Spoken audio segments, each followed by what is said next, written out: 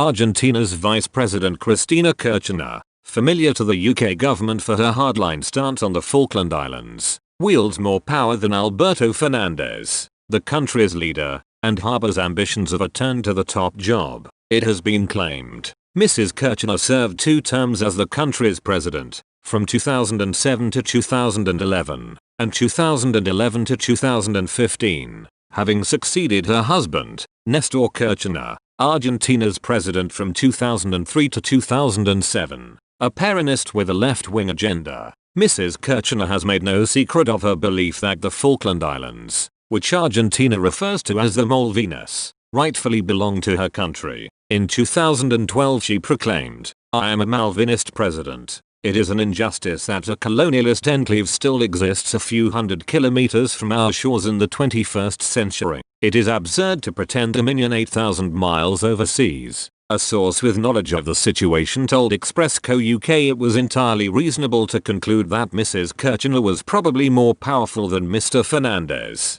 who was elected, with her at his side, last year. The source added, "It's true that she and her branch of the Peronist movement are particularly hardline over the Falklands issue too. The governor of the province of Tierra del Fuego, Gustavo Malella, is also a Kirchnerist, and very hardline over the Falklands, and in Tierra del Fuego they claim the absurdity that the Falklands are part of their province, considering the reasons why Mrs. Kirchner, whose husband died in 2010, and whose son Maximo is also a member of the Argentinian Congress, remained so influential," the source explained. Unlike most vice presidents, she brought a huge number of votes to their joint campaign in the presidential elections, so she was always going to be influential, and it's no secret that she would like to be president again, and she will be if Fernandez gives up. But I think people are surprised at the way she has already become so powerful. By contrast, Mr. Fernandez is under pressure, with his slump in the polls fueled by a stagnant economy made worse by the ongoing coronavirus pandemic,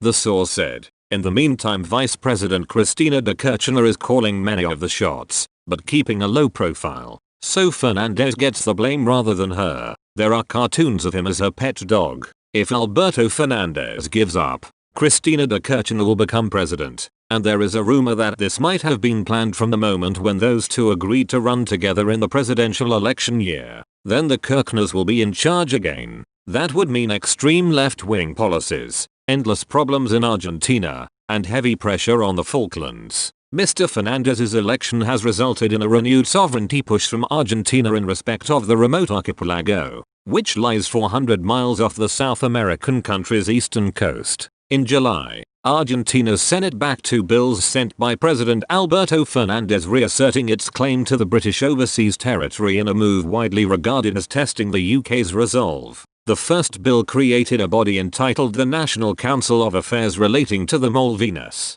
South Georgia, South Sandwich Islands and the surrounding maritime spaces. The second aimed to establish definitive outer limits of the continental shelf, beyond 200 miles. A precursor to likely oil exploration projects. Daniel Filmus, Argentina's Secretary of Malvinas, Antarctica and South Atlantic, himself a close ally of Mrs. Kirchner, and an admirer of former Labour leader Jeremy Corbyn, said, "It is of enormous importance that all parliamentary blocs agree that it is necessary that the Malvinas issue becomes a true state policy. The Falkland Islands are a British overseas territory. Argentina launched an invasion in 1982. Prompting then Prime Minister Margaret Thatcher sending a task force to the South Atlantic, where they fought a successful 10-week war of liberation.